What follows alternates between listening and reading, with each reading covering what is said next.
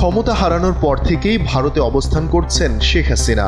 Doctor Yunus সরকারের সময় প্রায় অডিও কলে দলীয় নেতাকর্মীদের নানান বার্তা দিতেন তিনি, হুঙ্কার দিতেন আন্দোলন সংগ্রামের।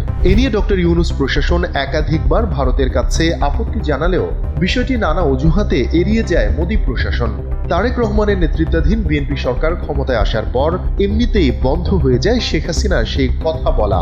ধারণা করা হচ্ছে বিএনপি ক্ষমতায় আসার পর শেখ হাসিনার বক্তব্যে লাগাম টেনে ধরেছে নয়াদিল্লি, যে কারণে তারেক রহমানের নেতৃত্বাধীন বিএনপি সরকারের সময় কোনো অডিও বার্তা দিতে দেখা যায়নি শেখ হাসিনাকে। সেই সঙ্গে 5 আগস্ট থেকেই নয়াদিল্লির সাথে ঢাকার সম্পর্কের ক্ষেত্রে যে টানাপোড়েন ছিল বিএনপি ক্ষমতায় আসার পর সেটি আর বৃদ্ধি পায়নি।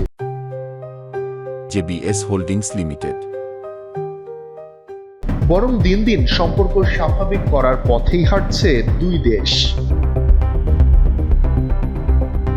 সোমবার সচিবালয়ে প্রধানমন্ত্রী তারেক রহমানের সঙ্গে সৌজন্য সাক্ষাৎ করেন ঢাকায় নিযুক্ত ভারতীয় হাইকমিশনার প্রণয় ভার্মা। সাক্ষাতে কি নিয়ে আলোচনা হয়েছে সে বিষয়ে সাংবাদিকদের সঙ্গে কথা বলেন প্রধানমন্ত্রীর উপদেষ্টা হুমায়ুন কবির। হুমায়ুন কবির বলেন, প্রধানমন্ত্রী তারেক রহমানের নেতৃত্বে ভারতের সঙ্গে সম্পর্ক এগিয়ে নেওয়া এবং দুই দেশের সম্পর্ক জনগণ কেন্দ্রিক হিসেবে গড়ে তোলা নিয়ে আলোচনা হয়েছে। এ সময় প্রধানমন্ত্রীর উপদেষ্টা হুমায়ুন কবির আরো বলেন, শেখ হাসিনার সঙ্গে যে সম্পর্ক ছিল তা আর হবে না। শেখ হাসিনার পার্ট বাংলাদেশে শেষ। সেই সঙ্গে দুই দেশের মধ্যে পজিটিভ বা ইতিবাচক সম্পর্ক থাকলে অনেক কিছু সমাধান সম্ভব বলেও তিনি মন্তব্য করেন।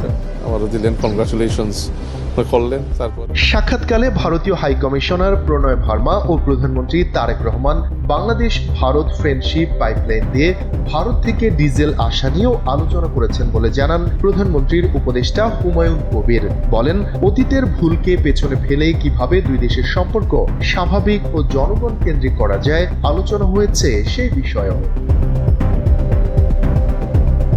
শফিকুল ইসলাম শান্ত, এনপিবি।